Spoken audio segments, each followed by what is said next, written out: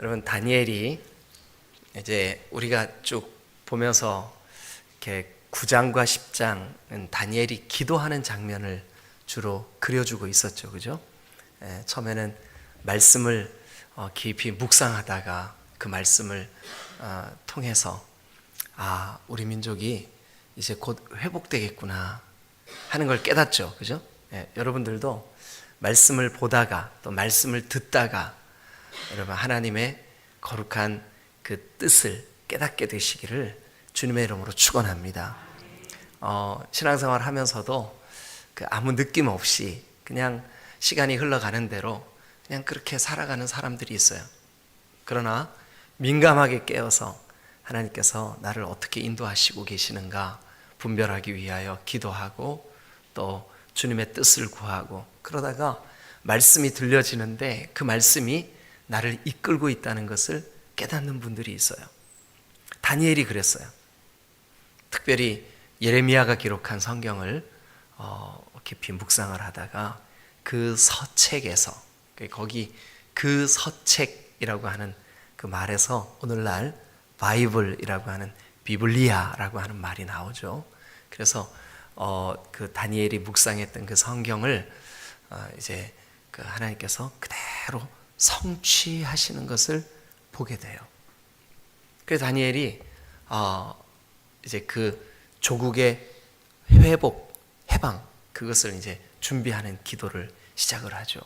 근데 놀랍게도 처음에는 다니엘이 말씀을 깨닫고 그 말씀을 붙잡고 조국을 위해 기도를 시작했는데 점점 그 기도의 깊이가 더해지더니 이제는 인류의 종말까지 하나님께서 보게 하시고 깨닫게 해주세요.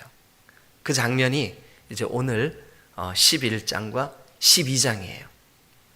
제가 전에 한번 그 이사야 말씀을 여러분들에게 새벽 시간에 말씀을 드릴 때 이런 얘기를 한 적이 있어요.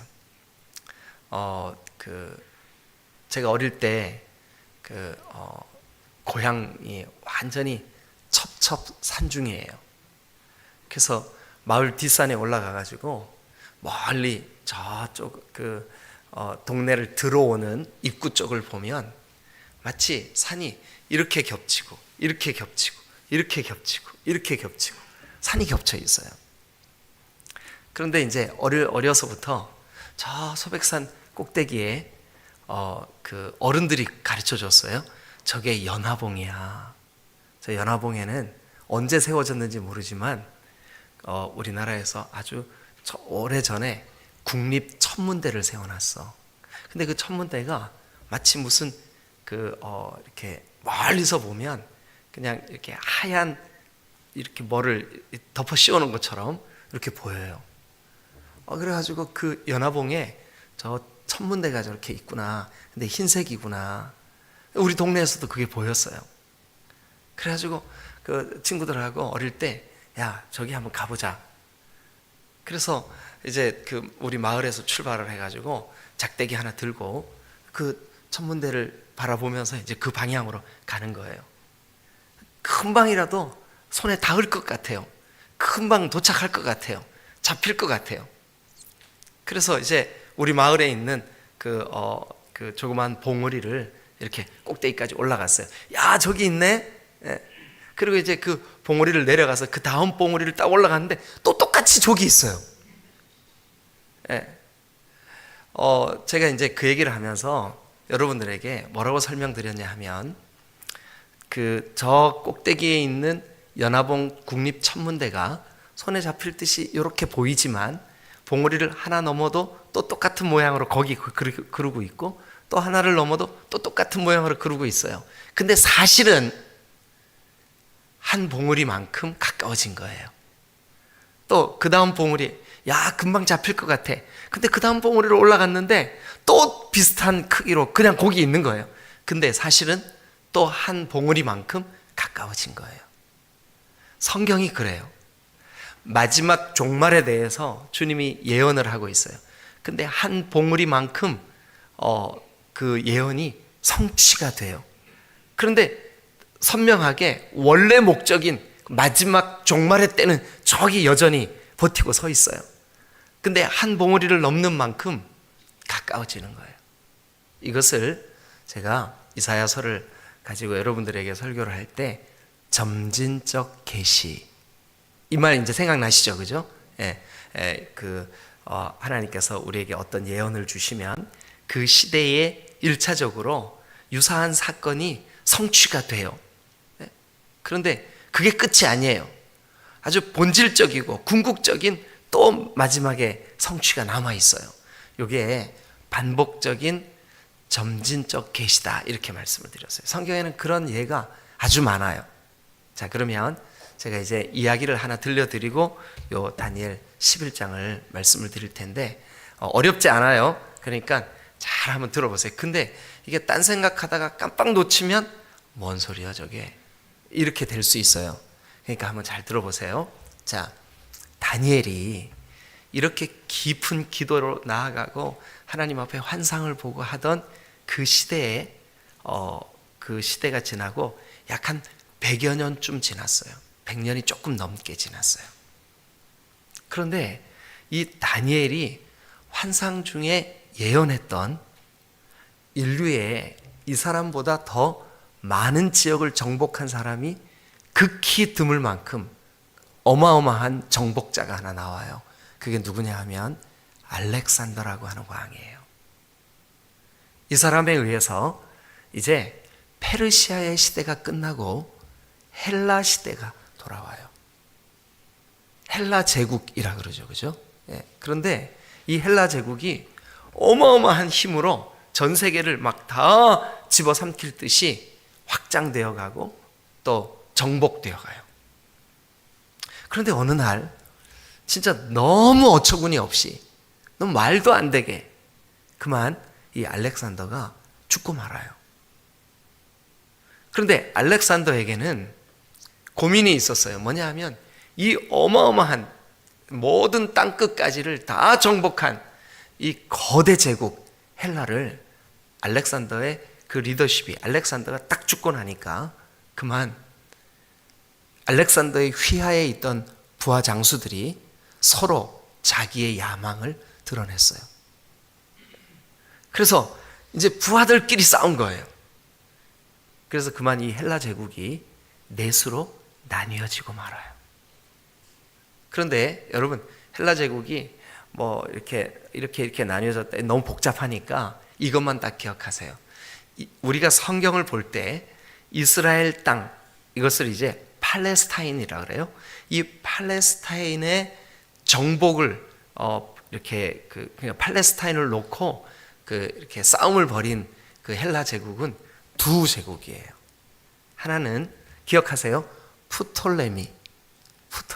어디다 써놓으세요. 프톨레미우스라고 하는 알렉산더의 그 부하가 이제 프톨레미. 이 사람은 주로 이제 그 애굽 지역, 그러니까 북아프리카 지역 그쪽에서 세를 떨치고 있으면서 종종 이 이스라엘까지, 그 위까 시리아 지역까지 이렇게 쳐들어오는 때가 있었어요. 그래서 프톨레미 꼭 기억하세요. 자, 그 다음에 이제 여러분 셀류쿠스라고 하는 사람의 이름을 기억하세요. 셀류쿠스. 프톨레미, 셀류쿠스는 이제 북쪽에서, 그러니까 이스라엘의 그 머리 위에 쭉 펼쳐져 있는, 오늘날 터키나 그 다음에 시리아나 이쪽 지역에 이렇게 세를 딱 갖추고 거기에서 자주 이스라엘을 쳐들어왔어요. 그런데 그러니까 이 두 왕조를 꼭 기억하셔야 돼요. 프톨레미우스와 셀류쿠스. 프톨레미, 셀류쿠스. 목사님 복잡해요. 좀 쉽게 하세요. 최대한 쉽게 하고 있습니다, 지금. 프톨레미는 아래쪽, 셀류쿠스는 위쪽. 그런데 얘네들이 서로 자기들의 그 세를 위해서 전쟁을 할 때마다 전쟁터가 어디였었냐 하면 이스라엘이었었어요. 이스라엘.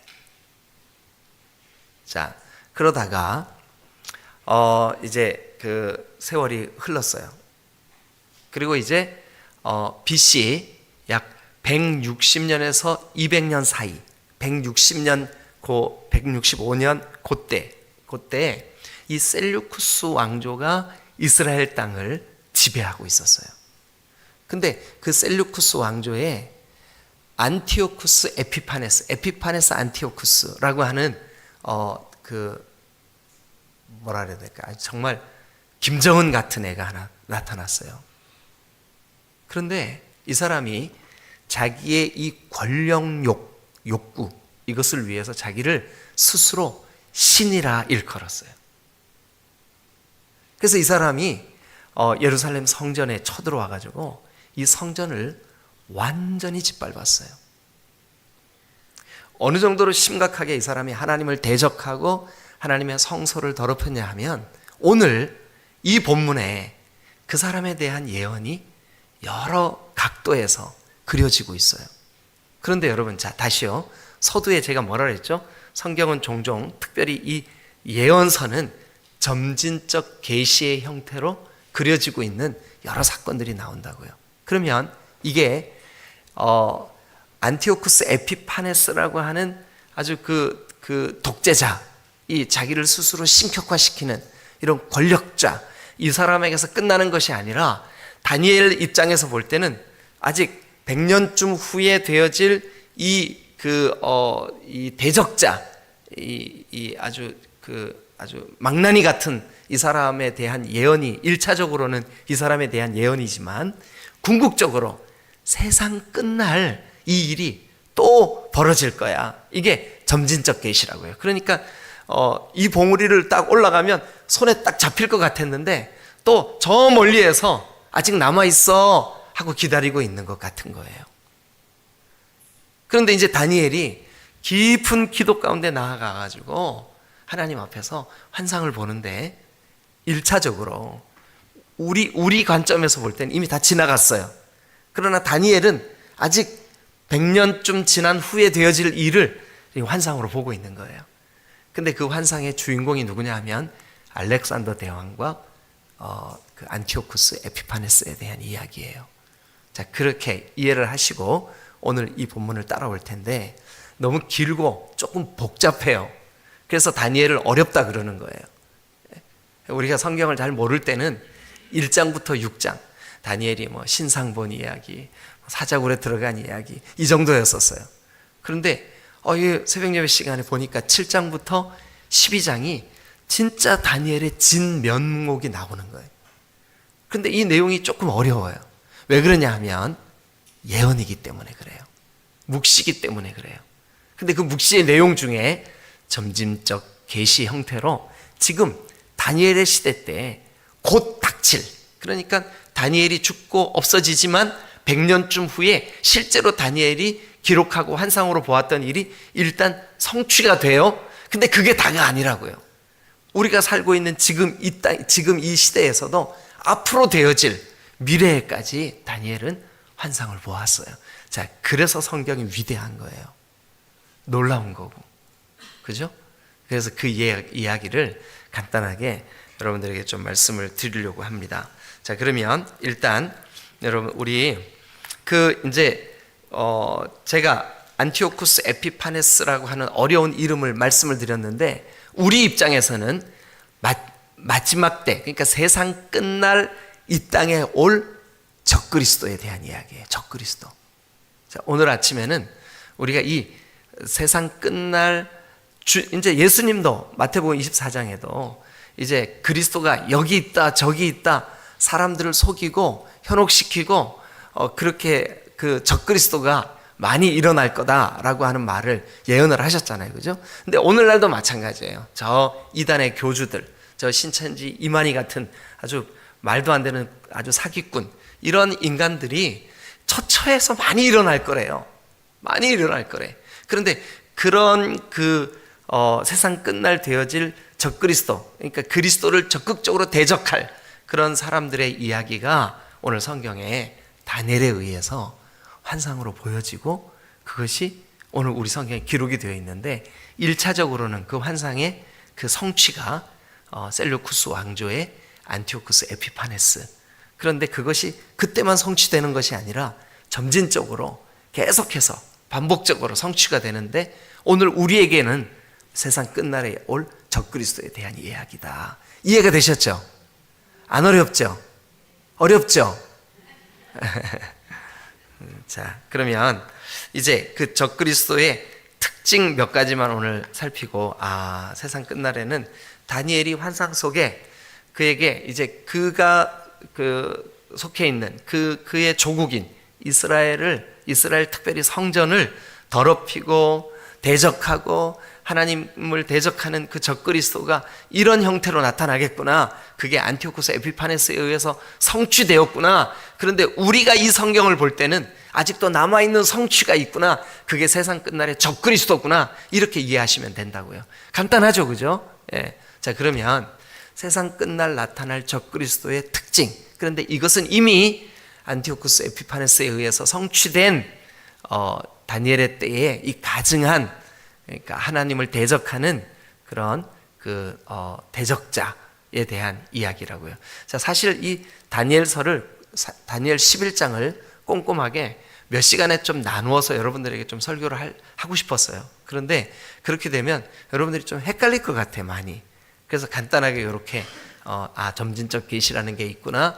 그런데 다니엘의 때의 환상을 보고 그게 1차적으로 이미 성취가 됐구나. 그런데 우리에게 아직도 성취될 남은 부분이 있구나. 그게 세상 끝날 적그리스도에 대한 이야기구나. 요 정도만 설명을 드려도 충분할 거라고 생각이 들었어요.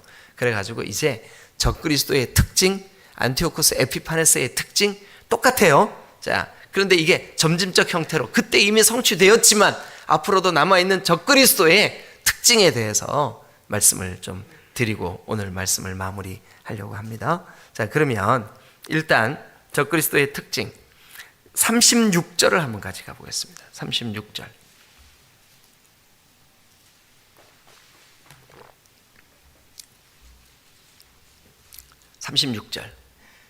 자, 우리 같이 한번 읽어주실래요? 시작. 그 왕은 자기 마음대로 여며 스스로 높여 모든 신보다 크다하며 이상한 말로 신들의 신을 대적하며 형통하기를 분노하시니 그칠 때까지 하니 이는 그 작정된 일을 반드시 이루실 것입니다. 네, 여러분 잘 기억하십시오. 그 왕은 이렇게 표현된 이건 당연히 1차적으로는 다니엘이 본 이 환상 속에 1차적으로는 다니엘이 이 환상을 보고 그 셀루쿠스 왕조의 안티오쿠스 에피파네스에 의해서 1차적으로 성취되는 그 왕이에요. 그러니까 다니엘 입장에서는 다니엘이 죽고 얼마지 않아서 이루어질 일이에요. 그러나 우리 입장에서 볼 때는요, 이미 1차적으로는 성취가 됐고 앞으로도 또 이 일이 벌어질. 그런데 여러분, 메시아에 대한 예언도 그렇잖아요, 그죠? 보라, 처녀가 잉태하여 아들을 낳을 것인데 그 이름을 임마누엘이라 하리라. 1차적으로는 이사야 선지자의 때에 그 말씀이 이루어져요. 그러나 궁극적으로 원래 목적으로 하나님이 주실 때는 이 말씀이 예수 그리스도를 통해서 성취되는 것처럼 똑같이 이 말씀도 마찬가지예요.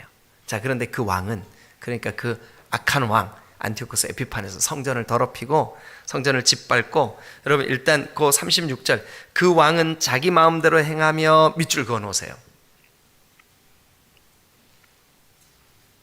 그런데 그 왕이 뭐 하는 사람이냐면 31절로 돌아갑니다. 31절 같이 한번 읽어주세요. 시작. 그는 그의 편에 서서 성소고 견고한 것을 더럽히며 매일 드리는 제사를 폐하며 멸망하는 가증한 것을 세울 것이며.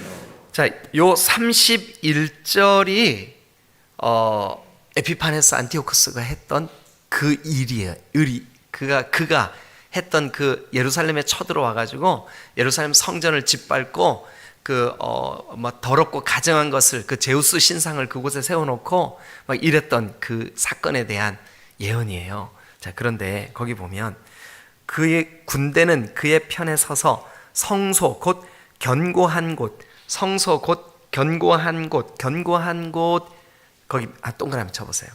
그리고 거기다가 마오즈라고 쓰세요. 마오즈.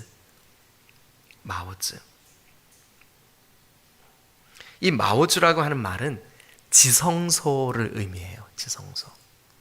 거룩한 곳이에요.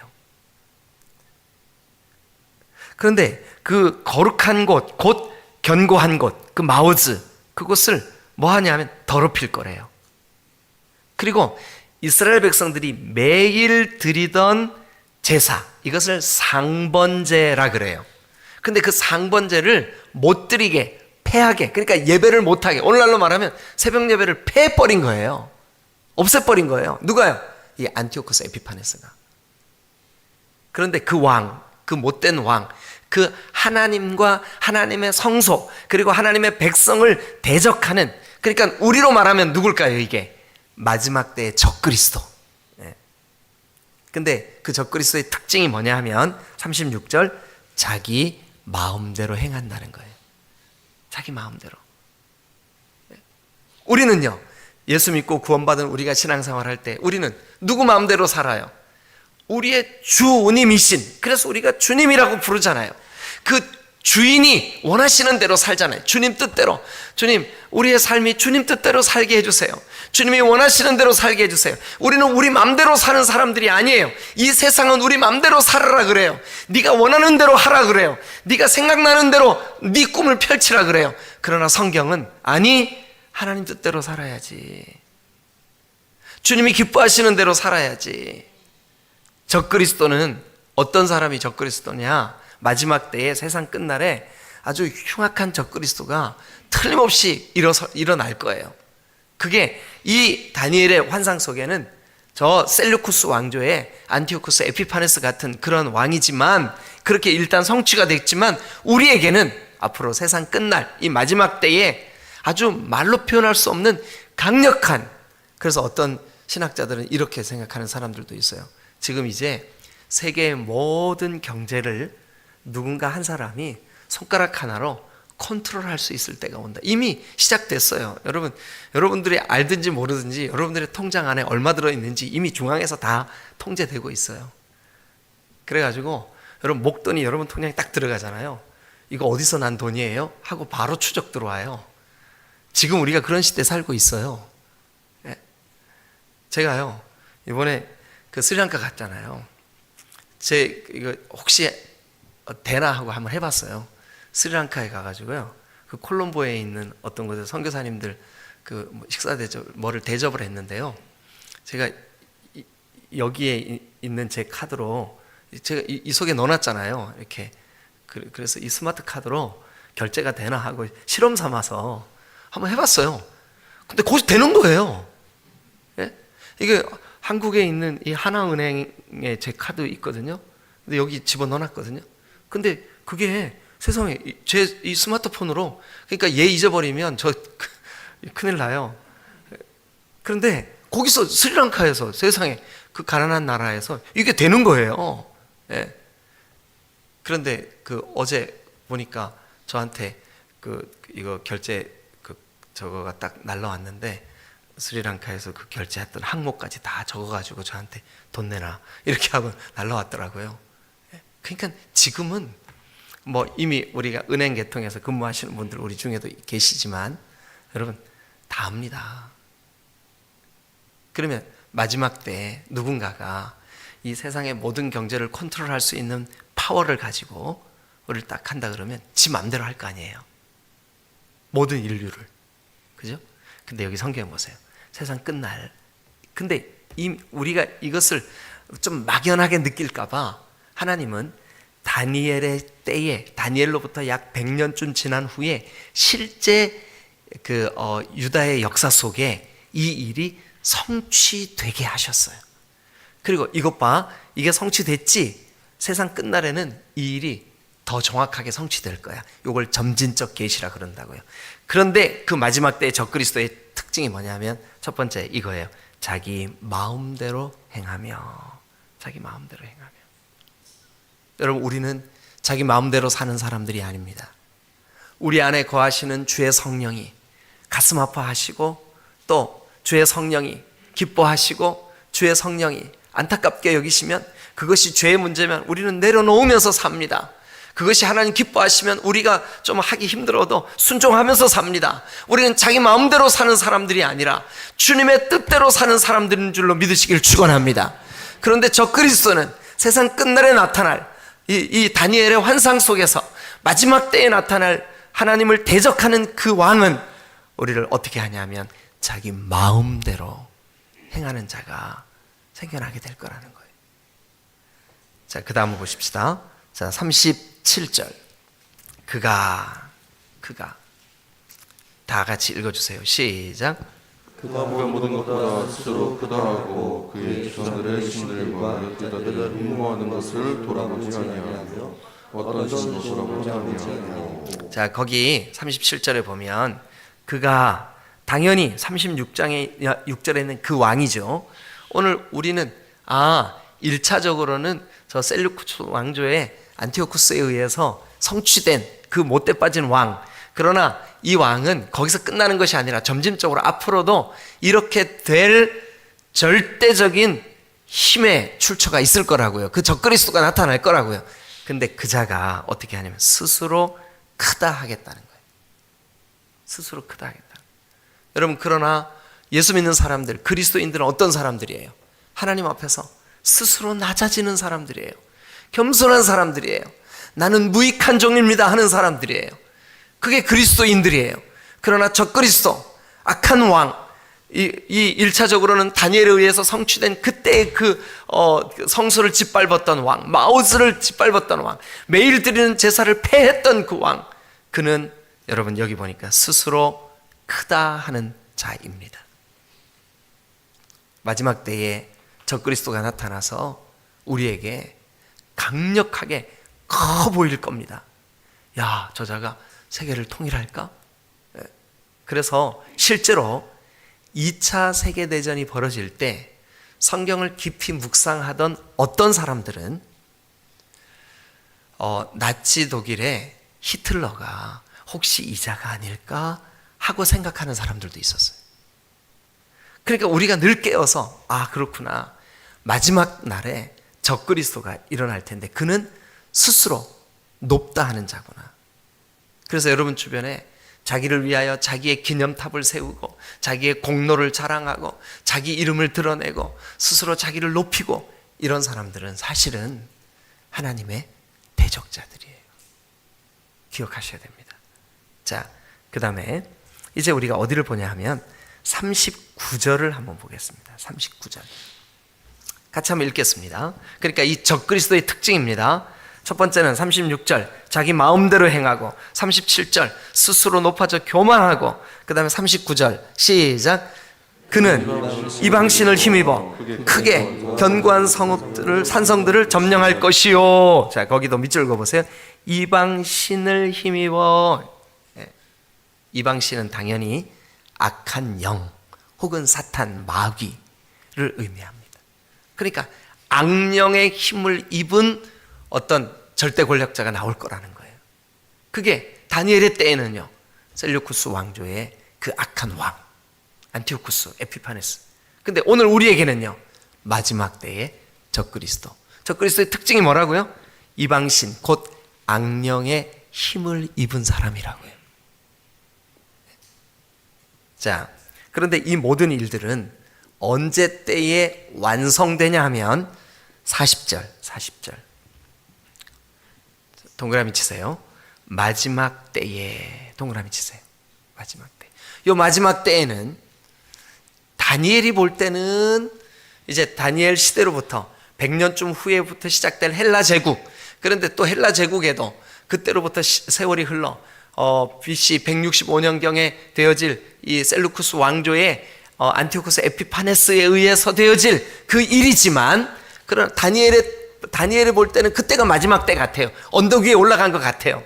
그러나 우리가 볼 때는 저 세상 끝날 적그리스도가 그리스도가 여기 있다 저기 있다 사람들을 현혹하며 일어나게 되는 그 많은 이단들, 적그리스도들, 대적자들, 하나님의 원수들.